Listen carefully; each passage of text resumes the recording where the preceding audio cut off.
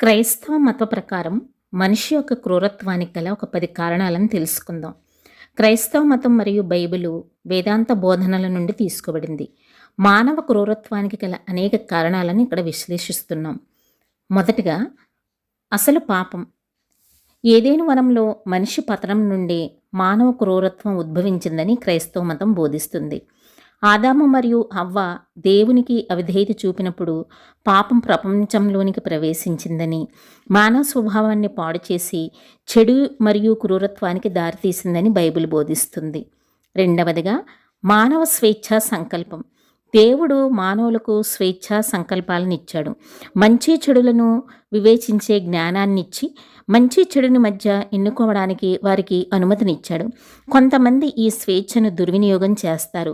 ప్రేమ మరియు కరుణ కంటే స్వార్థం మరియు క్రూరత్వాన్ని ఎంచుకుంటారు. సైతాను ప్రభావం.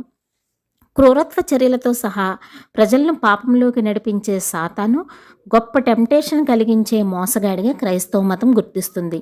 క్రూరత్వం మరియు హింసను ప్రేరేపించే సాతాను అబద్ధాలకు జనకుడు అని బైబిల్ వర్ణిస్తుంది. పతనమైపోయిన ప్రపంచం. ప్రపంచం పాపం ద్వారా పడిపోయినట్లు మరియు పాడైపోయినట్లు పరిగణించబడుతుంది.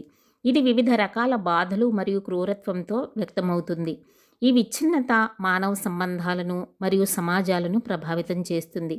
ఇది దైహిక క్రూరత్వానికి దారితీస్తుంది. మానవ గర్వం. 7 ఘోరమైన పాపాల్లో ఒకటిగా పరిగణించబడే అహంకారం తరచుగా క్రూరత్వానికి దారితీస్తుంది.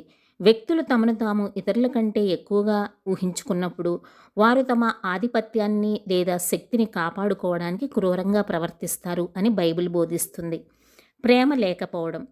ప్రేమ గొప్ప ఆజ్ఞ అని యేసు బోధించారు. ప్రేమ లేకపోవడం క్రూరత్వానికి దారితీస్తుంది. ప్రజలు తమ పొరుగువారిని తమలాగే ప్రేమించడంలో విఫలమైనప్పుడు క్రూరత్వం మరియు అన్యాయం తలెత్తుతూ ఉంటాయి. భగవంతుని గురించిన అజ్ఞానం.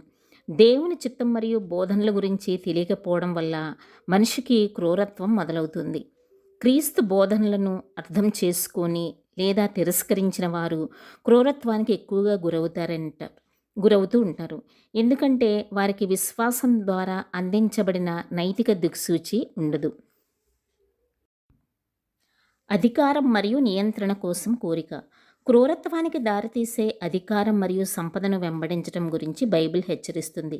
ఇతరులపై ఆధిపత్యం చెలాయించే కోరిక తరచుగా హింస మరియు అణిచివేతకు దారితీస్తుంది. దైవ స్వభావాన్ని కోల్పోయిన మానవుడు. క్రైస్తవ మతం ప్రతి వ్యక్తి దేవుని స్వరూపంలో తయారు చేయబడ్డారని బోధిస్తుంది. క్రూర